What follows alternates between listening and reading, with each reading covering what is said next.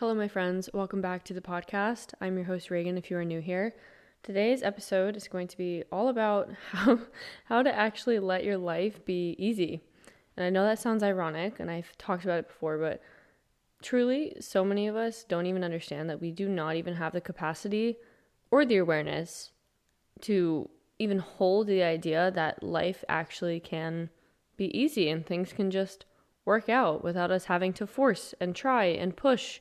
And basically, we don't have to suffer so much in order to get the good things that we want to experience in the world. Like a sense of peace or fulfillment or happiness. We, in our most aligned states, most connected to ourselves, most authentic, actually following and listening to our desires, we shouldn't and don't really have to force a lot. But as a culture, as a society, we've lost touch with this ability to actually flow and surrender and receive and just kind of trust that things are going to work out for you. Whether or not you kill yourself and force everything to happen, try to interfere with the happenings of your life so excessively to the point where there isn't even space for there to be things kind of working out for you or lining up without you having to try, blah, blah, blah. So today's episode is just going to be all about releasing this idea that you have to struggle in order for things to be easy. Things can actually just be easy and they can come easy and you can enjoy them and it does not have to be hard. So let's get into it. Welcome to the Oreaganic podcast. I'm your host, Reagan, mechanical engineer, lifelong athlete, and recovered overachiever, here to empower you to pursue your highest potential and live freely as your happiest, most organic self. Every week, we'll dive into topics ranging from personal growth, mindset hacks, psychology, and a blend of science and spirituality to give you all the tools you need to stop living on autopilot and start creating a life of freedom, meaning, and fulfillment as your most organic self. If you're ready to become the best version of yourself, then let's plant those seeds and grow.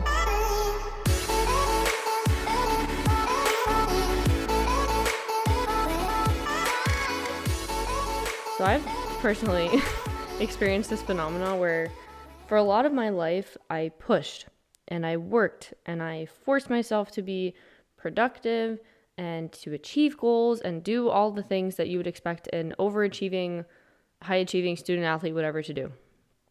And I don't regret that. And I don't think that it is a bad thing to work hard for the things that you want. Nor am I saying in this episode that I expect that people, you know what, you don't have to do anything, you don't have to lift a finger, things just magically work out for you if you just believe that it's gonna work out for you. That's not what I am saying to a T. I encourage all of you to use your discernment when listening to me, to anyone else, to literally anyone or anything outside of you besides the truth of your own heart and your intuition. And with that, just take what resonates, leave what doesn't with discernment, both in this episode and any other episode that you listen to. Nonetheless, there have been plenty of years of my life that I have spent forcing, pushing, struggling, working hard because I thought that was the only way for me to achieve things. And I've had this belief, this subconscious belief that I have to suffer, I have to work hard. Things are not going to be worth it or good or whatever if I do not work really, really hard for them to the point where I am almost burnt out or clearly that there has to be some kind of exchange where it's there's a cost for things working out. There's a cost for life to be good, for things to be easy, for circumstances to naturally work out for me. There has to be a cost, there has to be a catch, there has to be something. And one of the greatest lessons that I have personally learned in the past 2 years is that this is not true. It is not absolute fact. Because to satisfy your logical mind, for any of you who might be logical like me, who enjoy hearing things from a very logical, fact-based perspective, we can look at the evidence and zoom out to the wider perspective of everyone who is existing on Earth right now. Do you think that there's no one who is actually living a life of peace, of prosperity, of abundance, of happiness, of whatever, who also is just getting to enjoy it without there being a consequence? Like, there are people existing right now, breathing as you and I are, who are enjoying a life that is of ease, fulfillment, peace, whatever. And if there's no catch, they just get to be happy. Like, there are so many people who are living a very good life who just get to be happy.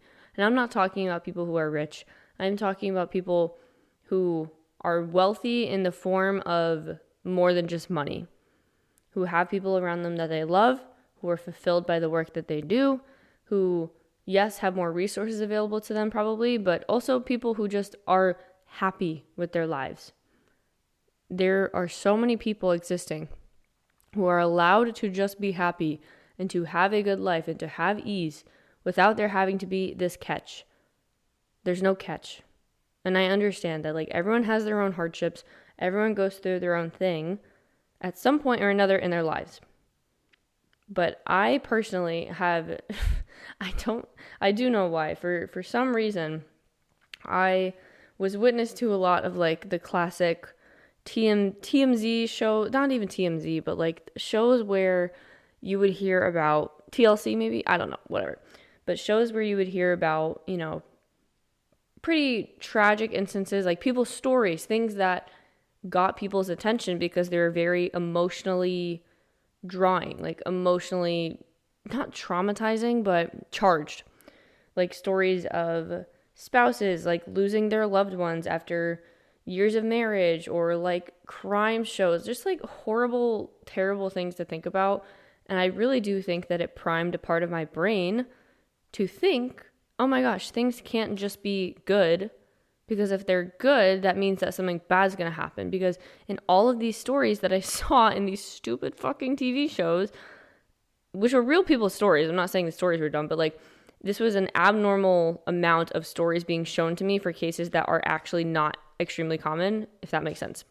But it did kind of shape my worldview, like subliminally, without me even realizing, where I held this belief that like if things are too good, if things are like too smooth, then like there's got to be a catch. Something's going to happen. I'm literally, part of my brain, I'm so dead ass with you. Part of my brain was like, what if it happens that like all of these people in these shows who had perfect relationships or perfect lives or whatever, like they had something tragic happen to them. So like maybe if I expect that something bad is going to happen, then I'm going to prevent myself from the pain of the potential loss that I might experience if I actually think that life could be as good as I might dare to imagine.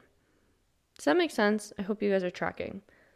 But I don't know if anyone else can relate to that. I don't know if I'm just a one-off case here, but this fear of tragedy, of loss, and this sense that like life can't be too good, things can't be too good, they can't be too easy, like things can't just work out for you, there has to be a cost to it.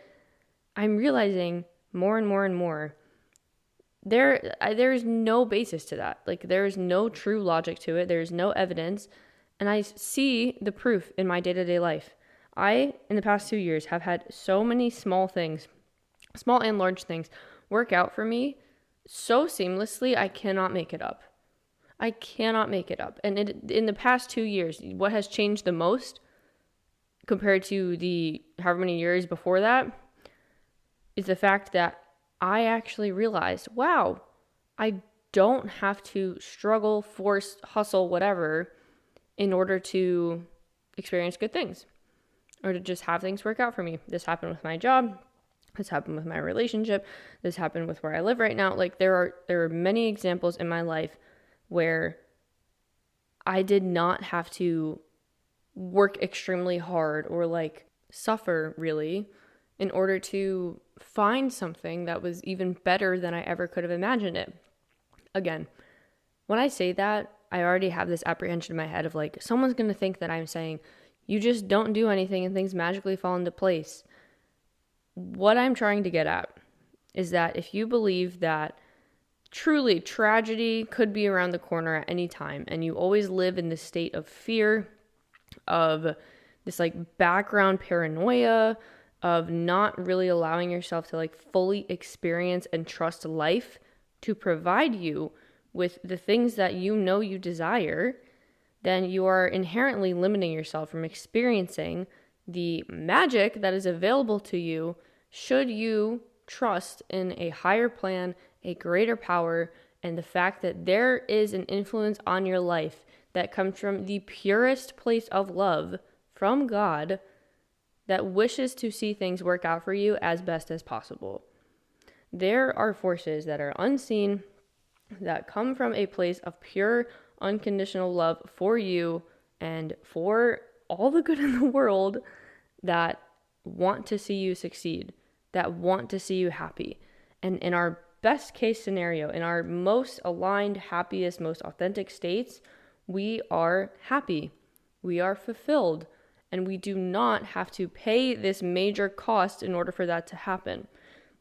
The only real cost that we have to pay to experience more of this state of like ease, flow, whatever you want to call it, is actually just understanding and like rewiring your brain to realize like, oh wow, that's actually possible for me. Because if you never open yourself up to the opportunity, or like even the thought that things could just be easier for you, then guess what? It's never going to feel like things can just be easy or things can just happen and you don't have to like always be working so super hard for it or always like checking over your shoulder, making sure, oh my gosh, if I get this thing, am I going to lose it? Like that does not have to be your reality. And I had to be shown through examples in my life. Like I truly do believe that seeing the evidence in my own life over and over and over again has helped me to solidify this new belief within me that, wow, I don't actually have to work extremely hard or feel fearful of like, oh my gosh, this is too good to be true, because like someone is looking out for me. Like I have people looking out for me. Like there are bigger things beyond me looking out for me. God is looking out for me. Things have worked out better than I could have expected in so many different areas of my life, and only happened when I actually took the chance to open myself up to the possibility that like, wow, maybe I can actually experience that too. And there is something to be said for the addiction to suffering, because suffering gives us an identity. Like the victim mindset is something that is like such a leech of the mind. And I am certainly not superior to this. I have absolutely held a victim mindset before plenty of times in my life. Plenty of times. As with all other things, the first key to change is awareness. And I only became really aware of the habits of victim energy and whatever in my life when I actually started learning more about it. When I listened to the podcast, when I got into this whole whatever accelerated personal journey you want to call it, like probably 2 years ago at this point, when I started learning about victim mindset. And it loops back in with this idea of life kind of just being easy and things working out for you and that being a possibility. Because honestly, you could say at face value, like, yeah, I would love for things to just magically work out for me and for, me to just get a dream job or get a dream place or find a dream relationship, just like without having to try super hard and just, taking the action steps to be available for it, but like not going insane and stressing myself out, whatever. Like, yeah, I would love that. Wouldn't we all just love if things could just be easy? But like, would you? Would you? I know that sounds ridiculous at face value, but if you sit with that question and you think like, is there an identity that I have formed around this sense of victimhood? Around this sense of like, I always have to be struggling. I always have to be doing something for others. Oh my God, I held on to that for so long. That was me. Like I was everyone's mom. Ooh, I did not want to be, but anyways, God, oh my God, memories. But anyways, like, are you holding on to an identity that is kind of centered around this contingency of like, things have to be hard for me. Like I have to struggle. I have to have hardship, because without this hardship, who am I? Who am I if I am not everyone's mom? If I am not the person that is leading? If I'm not the person who is doing everything for everyone all the time? Like, who am I outside of this identity that I have formed around this belief that I must suffer or endure this hardship in order to feel important meaningful, valued, quote unquote, like myself. Just think on possible areas of your life where this might be showing up, because victim mentality is, it is rough. I'm not going to lie, it's rough, and it's triggering as shit to hear about it for the first time, to like really learn about it and lean into it more. I remember so vividly. It was like winter break, my senior year of college, again, like 2 years ago, when I started getting into all of this stuff. I was listening to a podcast that was talking about people pleasing, I want to say, or like self-sabotaging habits. And I literally had to pause it. I was like, I am so deeply uncomfortable right now. I remember I was building a bonsai Lego, like the Lego bonsai tree in my freaking apartment. And I was like, I am so uncomfortable right now. Like I literally just felt this like, this like sticky, disgusting, gross feeling in like my stomach. And it was just like, oh my God, it was so uncomfortable because I was actually realizing like, oh my God, like I'm actually responsible for why I feel this way, why I'm like this, like the conditions I've allowed myself to just live in terms of like, you know, the mom and everything, or like the mom mindset to everyone, whatever. And I feel so uncomfortable because this does not feel good. Like it does not feel good to turn the eye inward sometimes. It really does not. It is not a pleasant experience when there's a lot inside of you where you're like, holy shit, I actually don't want to deal with this. But that's why people call things like that shadow work, subconscious reprogramming, whatever. Like it's the work that not a lot of people wish to do because it's deeply uncomfortable.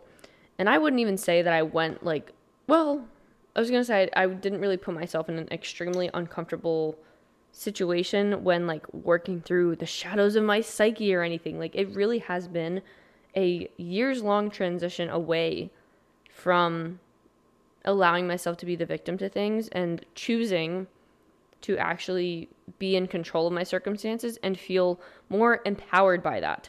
It has taken literally the past 2 years of like cumulative, slow progress towards that, starting with the awareness. But again, I loop this back with the idea that things actually can work out for you, probably a lot easier than you'd expect them to if you actually just open yourself up to it. Because when you hold a victim mindset, when it feels good to be a victim, like truthfully, like it can feel good to some part of your brain to be like, woe is me, my life fucking sucks, this isn't fair, like what the fuck, and want to take negative responsibility for whatever circumstance of your life you may be frustrated about. Like it can feel good, it can feel relieving. But does it serve you in the long term? Do you want to live like that? And I'm not talking about a little rant session. I'm not talking about needing to process emotions or just be a human being, because everyone needs a fucking bitch session.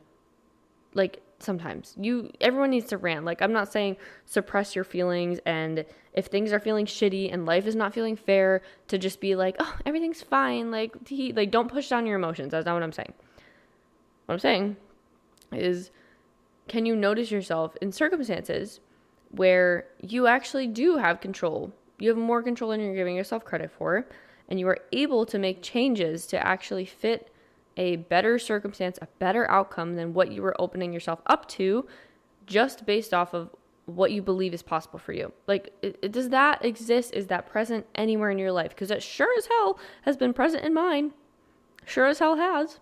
And it probably still is in some places, but I'm telling you right now, my life has truly never, this feels weird to say, it's truly never been better than it is right now, with the amount of like, with just the understanding that like things don't have to be hard. There doesn't have to be a catch.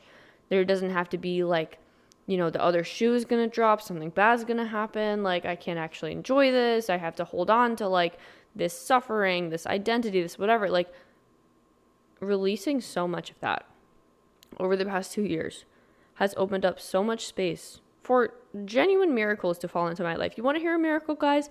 I met my soulmate on Tinder. Tinder. Tinder. Talked about this before, but if you're new here, I met my fucking soulmate on Tinder. Like, that's not real. 2 weeks before graduation, after spending 4 years at the same school in the same major with like 3 overlapping friend groups. And yet we did not meet until 2 weeks before graduation on fucking Tinder, an app that neither of us ever really thought we'd ever use. And obviously we're not like Tinder people. No shade. No hate, no shade. But like, we're not the kind of standard Tinder user, if you know what I mean. Like, I'm not trying to just whatever. Anyways, example number 1 of like, that is a low-key a fucking miracle. I'm sorry. Like, that is actually insane.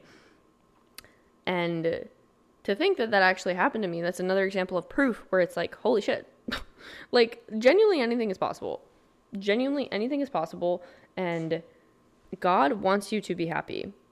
Like, whatever higher power you may believe in, God wants you to be happy and to be living a fulfilling, meaningful life. And it's a delicate dance that we have to partake in, to be both the creator of our reality in terms of like the circumstances we're willing to accept and the action that we need to take to change those circumstances, but also be the receptor of things just working out for you in a way that is better than you could have crafted, because it is through the hand of God and the will of God to give you the things that God knows you desire. It's possible for you. Life does not have to be hard, and there's not this catch. If you catch yourself like enjoying a season of life, or just like really being satisfied and fulfilled with the life that you've built for yourself and the life you are living, that there does not have to be a catch. There does not have to be a, okay, but what if? Like, you can just enjoy that, and it is safe to do so. I don't know who needs to hear that, but I hope at least someone does, because I certainly wish I learned this lesson sooner, because it probably could have saved me so many years of literal anxiety, thinking that like the worst possible case scenarios are just like what's going to happen and whatever. Also, don't think it helps that I read pretty much solely dystopian books growing up, and like genuinely also formed my worldview around the fact that like, okay, yeah, the world is going to end in our lifetime. Like, prayers up that doesn't happen. I don't feel as terrified anymore, but nonetheless, you get what I'm saying. Like, your childhood beliefs, man, the shit you absorb as a child will shape the rest of your life. But if you are someone who also has kind of felt this sense of like, wait, can things actually be easy? Can things actually be true? I'm telling you, I have firsthand proof that yes, it can, and it will. And there are probably millions of people who you don't even know about who are living exactly that kind of life, where they are happy and fulfilled and safe and peaceful and protected. And if they can have it, then it's possible for you too. The other shoe does not have to drop. Things do not have to go poorly for it. And you can just enjoy your life, because that is the whole point of living, is to just be happy, spend time with people that you love, and do things that you love, and enjoy life. We are not here to suffer. We are not made to be in these like terrible circumstances. Like, in our most aligned, ideal, planned outcomes for life, we are happy, we are fulfilled, we are satisfied with our lives, and we get to enjoy the experience of being alive. That is the whole point. And honestly, beyond that, I really don't think that a lot of the things we stress about, like, you know what, I feel like we're going to look back on them and be like, you know what, that was not that deep when it comes to our personal lives. So I hope this episode inspires you to just reflect on where in life you might be expecting things to go poorly, or maybe even holding yourself back without realizing it, just by having this belief that like, oh my gosh, things actually can't be too good. Something's gotta, like, there's gotta be a catch. Something's gotta be wrong. There's not. Nothing's wrong. You are allowed to enjoy your peace and your bliss and your fulfillment, and that is your most ideal state that God wishes you to be in.